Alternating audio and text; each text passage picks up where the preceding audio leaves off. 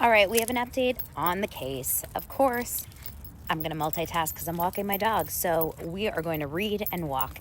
Blake Lively, according to Deadline, is accusing Justin Baldoni of disregard and disrespect for sexual harassment victims as the stars are clashing over how much should be open in their very public dispute. A little late, don't you think?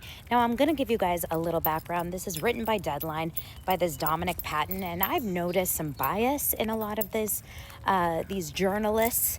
This guy specifically has been very anti-Justin Baldoni from the very top. So without even going into the article, I already know that. This is literally from day one, but let's just go through and see what he has to say.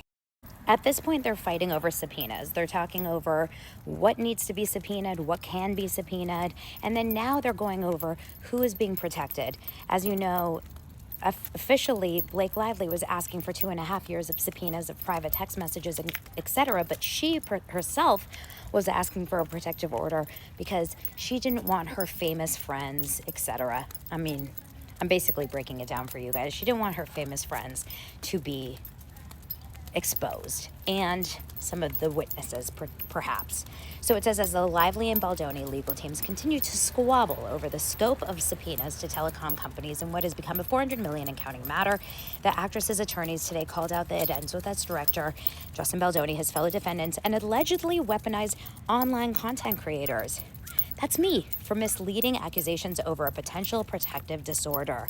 It continues, claiming that the attorney's eyes-only PO that Team Blake wishes to see put in place for discovery, depositions, and more has been warped in its intent and reach.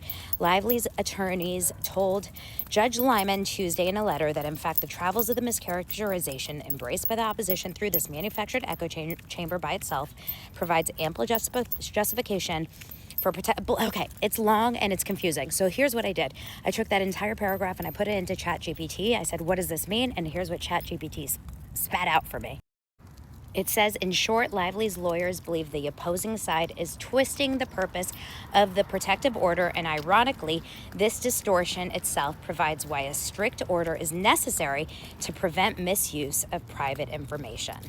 So not only do they ask for the protective order, but then now they're mad because the purpose of the protective order is apparently being twisted. It's like, no, I mean, it feels like Goldilocks, like the house is too small, the house is too big.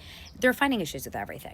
Some of the people that she's trying to protect here are maybe 2 other women that she said that were made uncomfortable by his conduct in the making of It Ends With Us. These are the people that she did not include their names in the documents, and they potentially will be witnesses in the trial next year, 13 months away, to that end. But as one example, Lively's side want to limit just to lawyers who can look at what the case is, more and more evidence and other material is collected, basically saying we do not want content creators and other people to be able to see anything, just the lawyer.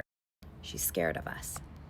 Justin Baldoni's team is coming back and saying, this is strange. I mean, she came out publicly with the entire thing with the New York Times and then with the CRD complaint. And of course, she's coming out publicly with all of her claims and talking, to the press with everything else. Why now does she need to be quiet when everything else has been public? And of course, they even mentioned that she went to SNL and she joked about it. I mean, her husband did at least. So now you want to be quiet?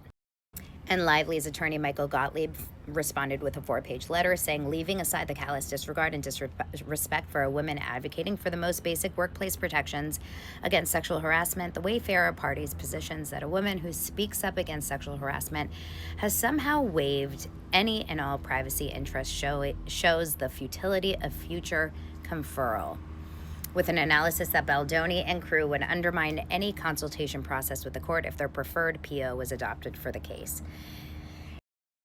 Right now, they have until March 11th to submit further documents, and we'll see what happens. We're just waiting. We're waiting for more and more to come on.